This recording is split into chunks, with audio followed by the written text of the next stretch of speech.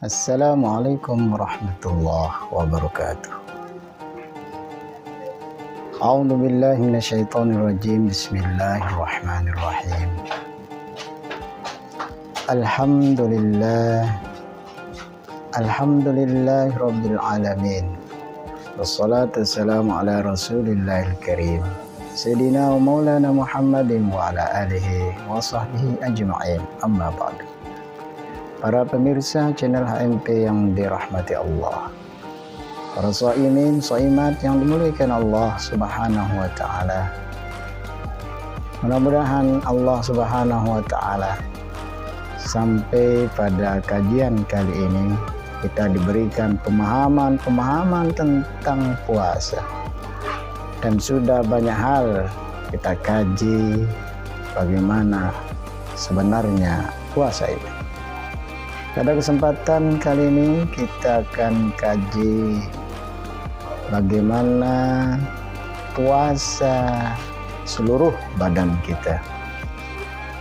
Karena pemahaman kita sementara ini adalah puasa perut saja. Tidak makan, tidak minum, dan hasrat nafsu syahwat. Padahal puasa itu ya seluruh anggota badan. Ada puasa mata, puasa hidung, puasa mulut, puasa telinga, puasa tangan, puasa kaki, bahkan puasa pikiran dan hati kita. Lalu bagaimanakah semuanya berpuasa? Baiklah, kita mulai dari puasa mulut, yakni menahan diri dari membicarakan segala hal yang buruk. Menahan diri dari ghibah, berbohong, adu domba, memaki, mencela, dan segala perkataan yang menyinggung orang lain. Nah, itulah puasa mulut. Maka tahanlah diri dari semua yang buruk-buruk yang diucapkan oleh mulut. Berikutnya puasa mata. Tidak memandang kepada hal-hal yang dilarang oleh syariat dan sunnah. Memandang hal-hal yang membangkitkan syahwat kita. Memandang hal-hal yang menyebabkan kita bermaksiat kepada Allah Subhanahu wa ta'ala. Lalu ada puasa hidung, tidak mencium sesuatu yang menyebabkan batalnya puasa kita. Misalnya bau yang sangat menyengat, bahkan bau-bau harum pun yang menyebabkan seseorang bisa terperdaya, sehingga mengakibatkan mereka pun membatalkan puasa, seperti mencium bau makanan yang sangat merasuk sampai ke tenggorokan, akal, pikiran, bahkan hatinya.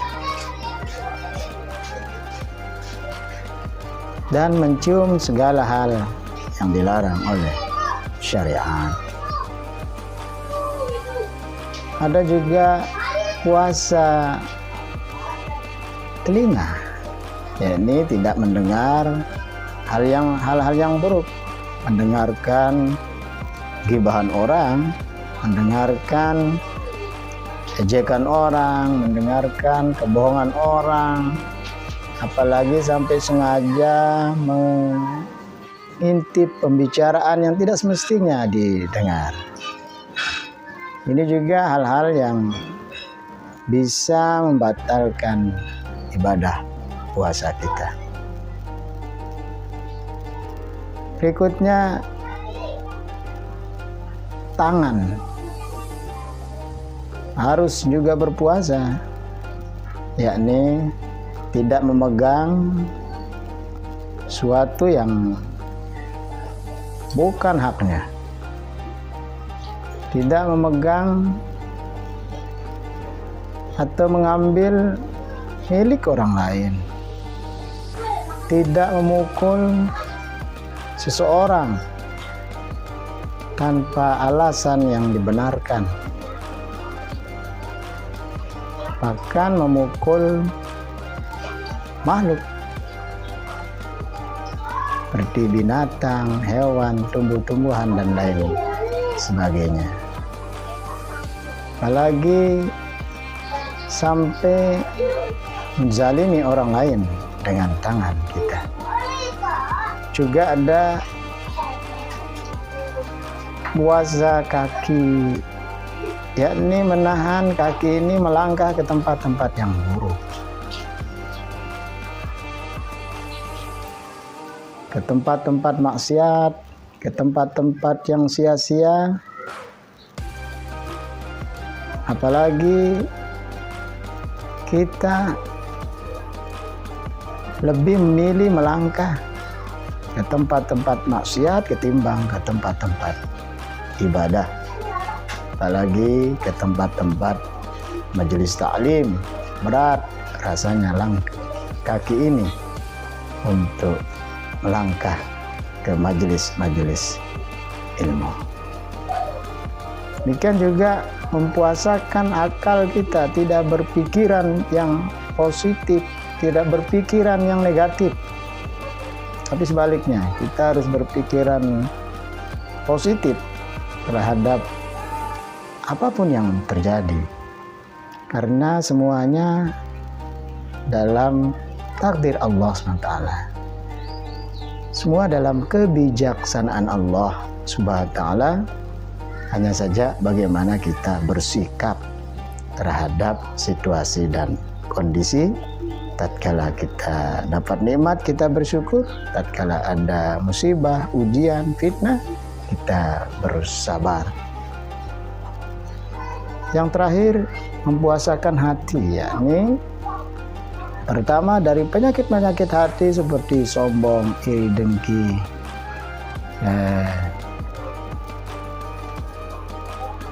berbohong, menipu, bahkan mengingat, membayangkan hal-hal yang tidak semestinya. Nah, itulah puasa hati, dan hati yang berpuasa akan hanya fokus mengingat Allah Subhanahu wa ta'ala. Nah, itulah dia puasa, bukan sebatas puasa perut saja. Bahkan puasa perut bukan hanya menahan diri dari yang halal-halal saja, bahkan menahan diri dari makanan-makanan yang didapat dengan cara yang zalim, yakni makanan yang diharamkan atau makanan-makanan yang kotor. Bukan hanya dari rupanya yang kotor, tetapi dari cara mendapatkannya, misalnya mencuri dan lain sebagainya. Nah, inilah kajian kita pada kesempatan kali ini. Mudah-mudahan kita diberikan pemahaman oleh Allah SWT. Demikian, kurang lebih mohon maaf. Qadarallah hayyakum ila sabilil muttaqin wa ila hidayatil muttaqin wal muwaffiq ila aqwamit thoriq. Assalamualaikum warahmatullahi wabarakatuh.